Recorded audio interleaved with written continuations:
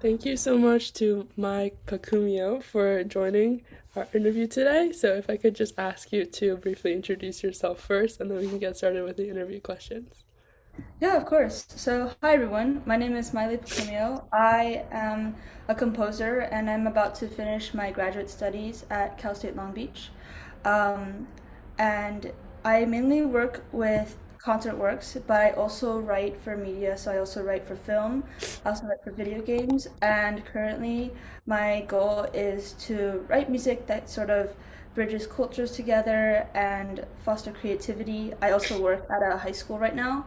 And one of my goals there is to create music that fosters creativity within the youth ensembles.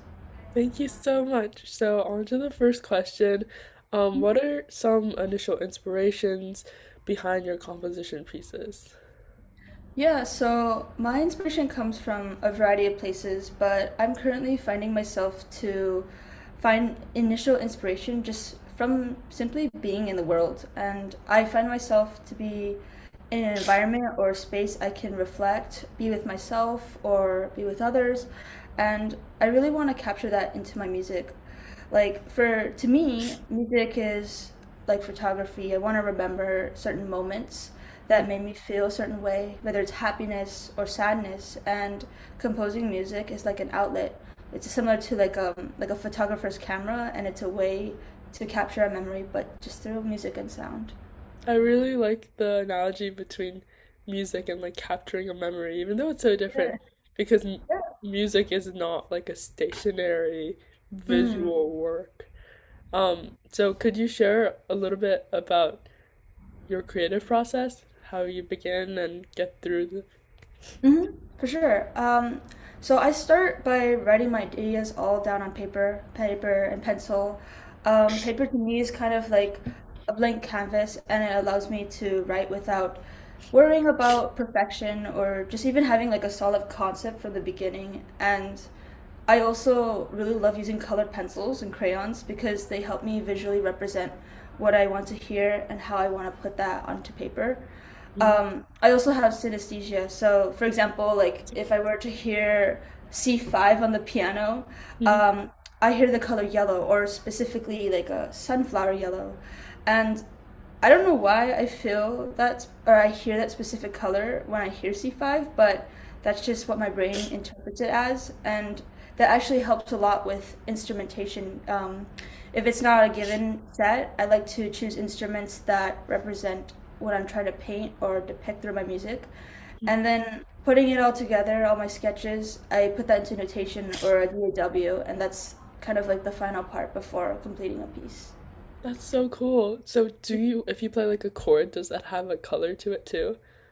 Yeah, it's so for example, like G major, Hmm. a G major triad to me, that's like a turquoise blue. I don't know why. It just it's just like it just triggers. It's like saying like the sky is blue to me. That's so cool. I've always wondered what it's like to have synesthesia. Um, Yeah. so do you have any works that you'd like to share that reflect some of your musical ideas or themes? Maybe like something that has to do with synesthesia? hmm Yeah, so actually my first piece that I wrote for concert band, it's called The Walk Home, and that piece has a very special place in my heart. Not only was it a piece that I wrote for concert band for the first time, but also growing up, one of my favorite activities was playing video games.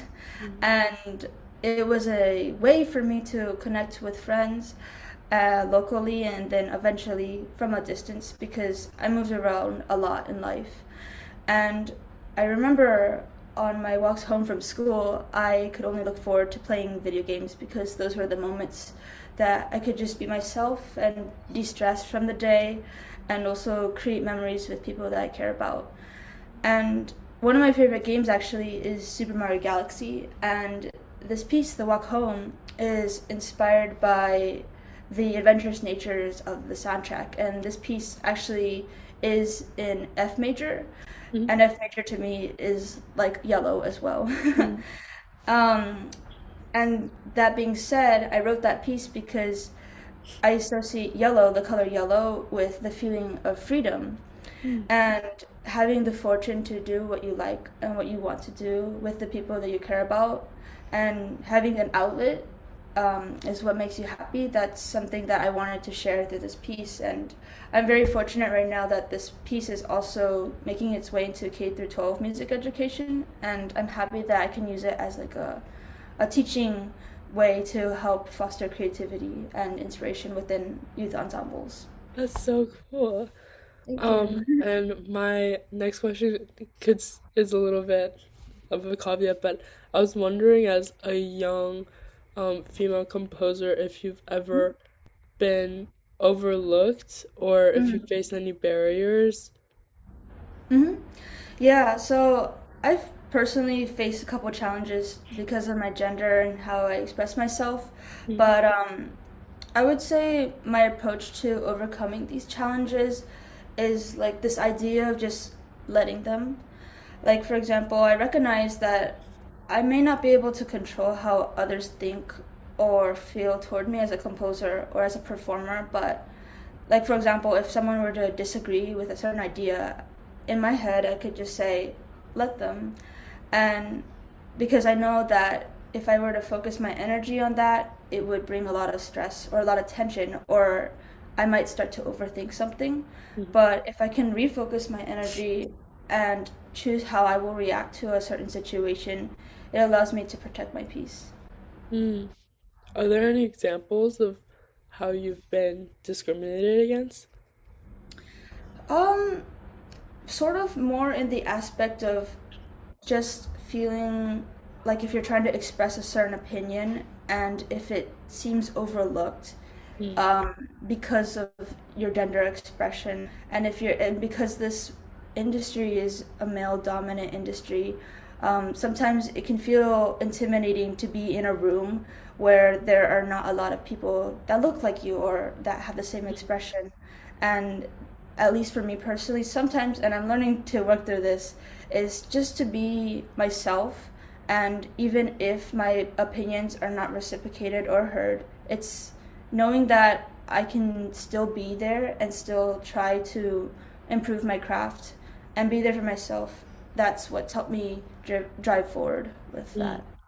Yeah. Yeah, because I am a classical violinist, and Mm-hmm. all of the works that I play are Mm-hmm. like white guys. And Yeah. it's just something that I've noticed more and more. Like, when someone brought it up to me, I'm like, oh my God, that's so true. I've never played a work by a woman, much less a woman of Right. color. And Mm-hmm. especially as like that is part of my identity. I thought Mm-hmm. it's so interesting. So I'm wondering how the canon of composers in classical music, as you know, it evolves to the modern age that we're in now, can become more inclusive. But not that you need to have an answer for that. I just think it's really interesting. Yeah, it's definitely fascinating, and I'm always happy to see that when there are concert programs that include women composers, it makes Mm. me really happy that there Yeah, is this me too. inclusion and change. It makes me really giddy. Yeah. Yeah. I'm always like trying to get my quartet mates to like play more like Price or Yes, oh my Peak. gosh, yes. Then what do you think, aside from being a woman of color composer, what Mhm. are some biggest challenges like modern composers or classical composers face now? Just like in general, Yeah, or in just general. okay, in general, yeah. I would say it has to be burnout and striving to be perfection because I'm also a Mm, performer as well. I play piano, I play flute, mm, and these are also challenges I face as well as being a composer. Is that always striving to be perfect and feeling like I need to be perfect mm, in order to be successful in this industry. Like over time, I've learned that if I have this mentality, I will face burnout. And when I do burnout, I feel like I'm losing my passion for music. And that's typically not the case.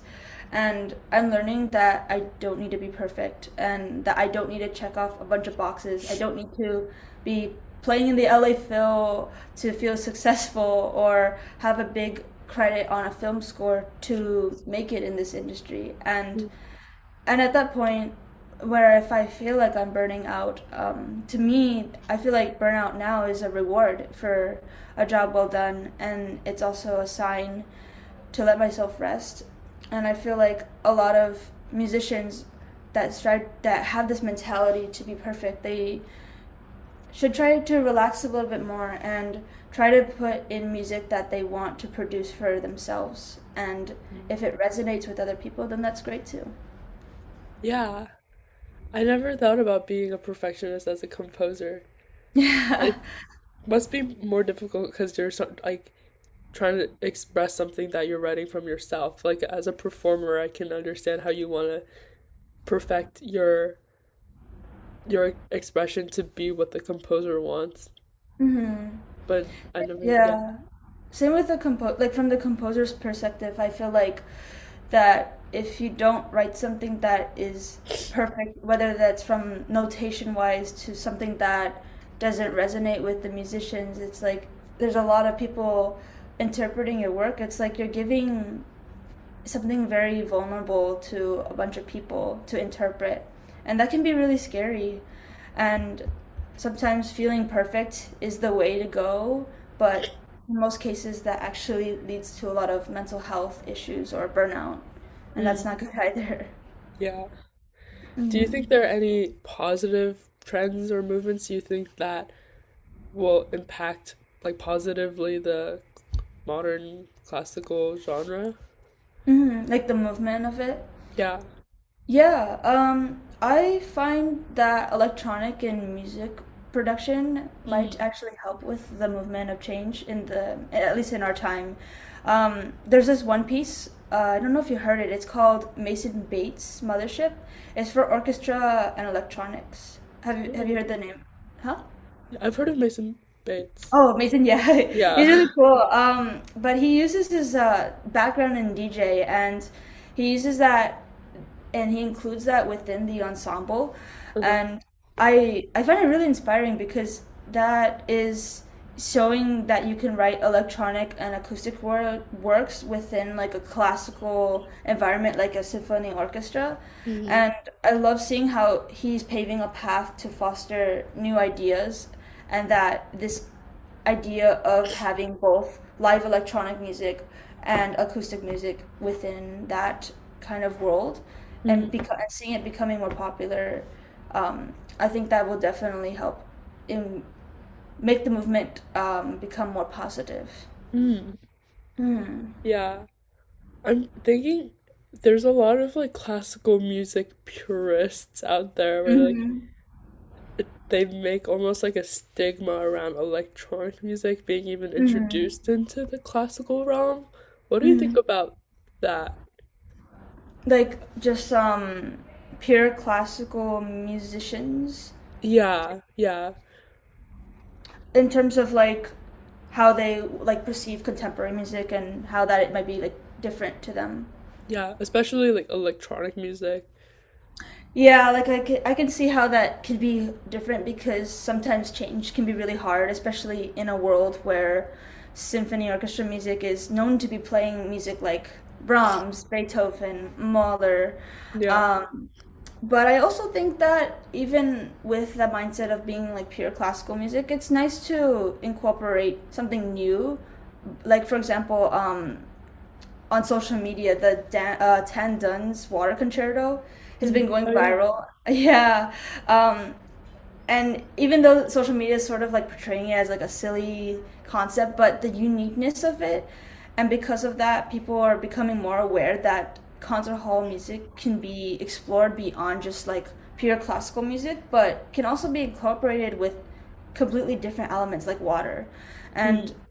I mentioned this piece because it's like going back to my other point that like how a lot of orchestras they still play like the great classics. Yeah. Composers like Tandon who aren't afraid of experimentation and leading that into an orchestra is helping making the music more accessible. Mm. Got it. Um, Yeah. are there any specific strategies or initiatives that you think could help uplift underrepresented voices in composing? Hmm. I would say just write for yourself because at the end of the day, you're writing for an audience of one, yourself, and even if the rhythms or the melodies they don't make sense to others, but if it makes sense to you, then I think that's all that matters really. And being authentically you can shine through your music, your craft, and maybe there will be other people that will resonate with your music as well. And I think that's beautiful. And then how do you think AI or other any new technologies can shape the future of music composition? Yeah, so AI, I've seen a lot on Spotify and YouTube how there's like these AI generated music artists, and those people, or not, they're not people, but those artists are becoming more increasingly popular. And I know there's a lot of controversial beliefs with that, but I've also seen composers use like ChatGPT or AI, and they use it to write a piece or form a concept. But Mhm. with all that being said, I feel like even if it's a challenge to compete with these non-human artists, I still believe that AI artists will never be able to replicate or create the creativity and the soul that human musicians bring to music, and everything that's from a composer's musical idea to how one interprets like Beethoven's Fifth Symphony. I feel like one thing that AI will never replace is fingerprints, musical imprints that can only be achieved by human musicians. Mm. Then, do you have any composers in mind who you think were underrepresented and should be remembered? Yeah, so I was thinking about this question for a little while, and I remember thinking for a long time, but I will say this, that I think that any composer in our time that is out there making their fingerprint their mark and being authentically themselves, um, and also just helping others be the best versions of themselves humanly and also musician wise, should be represented within the books that we read or like the podcasts we listen to, the ones that we look up to, because there's a lot of cruel happening in our world right now. And I feel like composers and musicians that make music, that also make music to serve as outlets for others, those are the people we should try to remember. Got it. Um, Yeah. and then, wow, we actually sped through the questions, but would you be okay with this interview getting posted on the website and then converted into a podcast format, like podcasts that people should listen to for composers to remember sometime? Yeah, yeah, sure. That would be great. Okay, great. Well, thank you so much. Um, yeah, thank you so much for your time. This was a really fun conversation to have.